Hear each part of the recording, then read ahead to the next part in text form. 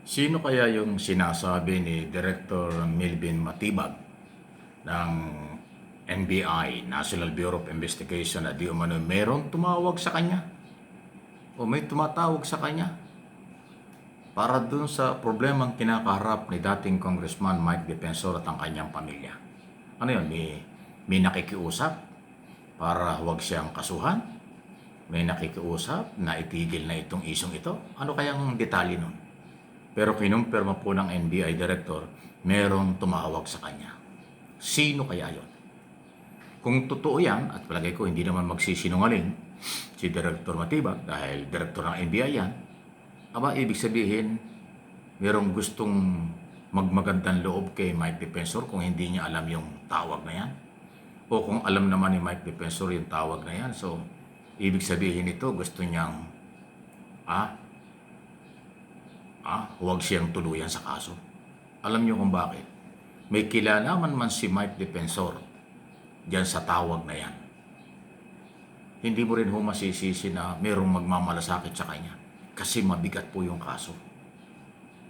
Mabigat po yung human trafficking, sex trafficking sa asawa ng isang kilalang taong dating congressman, dating cabinet secretary, Mike Defensor, kasama yung anak dahil dun sa hotel at saka yung KTV at iba pang establishmentong posibleng merong kinalaman dahil sabi ng NBI yung hotel at KTV bar ay may ugnayan sa human trafficking, sex trafficking, kasi doon nangyayari ang bintahan ng mga kababaihan doon sa KTV bar, tapos may daan sa loob papunta ng hotel at ang regular customer ng hotel ay yung mga parokyano ng KTV bar.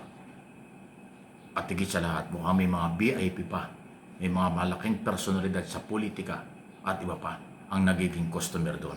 Parang nagiging hideout pa ng kung anong grupo. Abay, mabigat talaga yun. Eh ngayon po, pinasara na ni Mayor Vico, di ba? Ibinalita ko na sa inyo.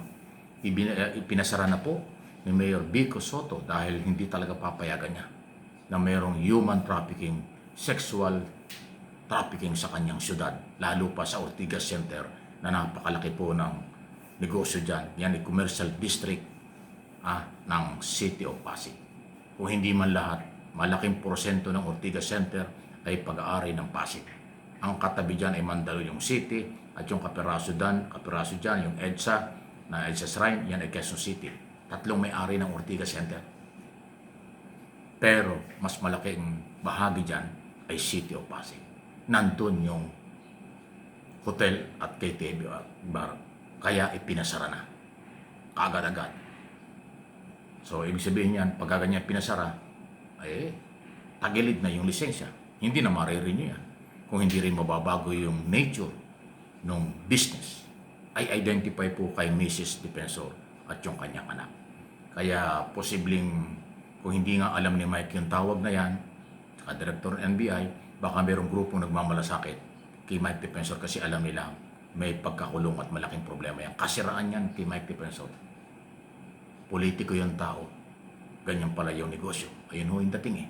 Hindi ko sinabing guilty. Kaya lang, wala namang iba ng matataas na mga opisyalis at malalaking taong nasangkot yan sa hotel at KTV bar kung hindi Mike Defensor o yung asawa ni Mike Defensor.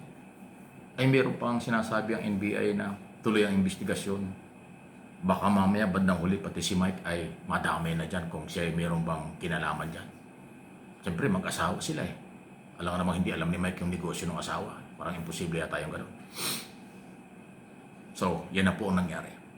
Sino kaya yung meron bang third party o ito'y sariling galaw ni Mike Defensor? Okay, alam niyo, sabi ko nga sa inyo, kilala ko si Mike Defensor. May prinsipyo rin yung taong yan nung araw, kaya lang mo ngayon parang nag-iba dahil siya identify sa mga Duterte. Siya ay dating Marcos, siya ay tumakbo sa Quezon City as mayor, sinuportahan pa ni Pangulong Marcos, BBM ng panahon yon. Pero dahil natalo, wala nang magagawa si Pangulong Marcos dahil malakas yung Joy Belmonte, kaya natalo si Mike Defensor. Pero mula nun, dahan-dahan na siyang nagbago at naging ngayon ni parang kalaban na. Kita mo siya yung tumutulong doon sa 18 ang mga dating sundalong nag-aakusa na kasama ang Pangulo sa pinigbigyan daw ng mali-maleta at kung sino-sino. Pati mga media, social media, pati ang yung lingkod, binibintangan na ng grupong ito. yung mga Duterte supporters, lahat na lang na hindi papabor sa kanila ang opinion at mga balita, sasabihin may maleta. Kaya yung maleta, basura yan. Baka yan yung maletang yan ay kasama doon sa bank transaction. O sasabihin nila, hindi kailangan ng maleta sa bank transaction. Kung illegal daw, bakit dadaan sa bangko? Eh di tingnan natin sa pagsusuri kung saan galing yung pera niya. Kasi hindi kikitain ng bilyon-bilyon at daan-daang milyong transaksyon kung legal ang hanap buhay. Hindi ganun kadali yun. Di ba? Kaya totoo na dapat ay liwanaging mabuti saan galing yan. Ayan pong issue ng maleta, si Mike Defensor ang umaamin in public na siya ang tumutulong. Ay, di ba? Ngayon, pag inimbestigahan siya doon sa kanyang mga negosyo, sasabihin harassment, ibang anggulo yan. Pag dinaan sa politika ang lahat ng issue, magiging hindi ka panipaniwala. Kasi ang ebidensya, pagpapatunay, dokumento, ang laging pinagbabasihan. Hindi yung verbal na statement, hindi yung verbal na paninira, hindi yung verbal na mga interview na walang kinalaman sa korte, basura lahat yan. For publicity ang gagawin na depensa, akusasyon kung hanggang sa media lang dapat nasa korte. Kaya inuulit ko, Mike Defensor, harapin mo na lang ito at magharap ka ng malakas na ebidensya na wala kang kinalaman at ang asawa mo. Dahil seryoso ang NBI. Lalo na ngayon, ini-expose na ni Direktor. May tumatawag sa kanya para may umaalbor, may nakikiusap. Ay, nako. Hindi yan lalong magigiba.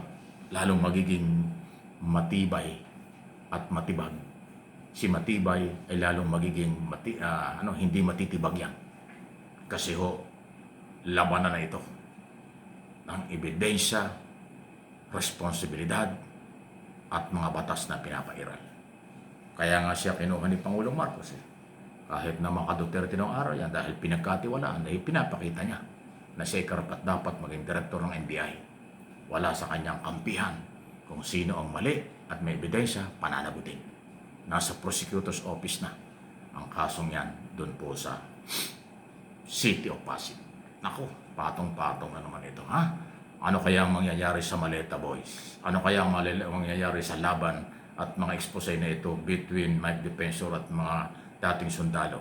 Sila ba'y kapapaniwalaan pa? Kapanipaniwala pa ba ang kailang akusasyon laban kung kanino tungkol sa korupsyon? Kung mismo na siya ay mayroong pinagdududahan na illegal activities o maling gawain at hindi biro. Again, human trafficking ang pinag-uusapan dito. Hindi ito biro. Mike, ayusin mo ito.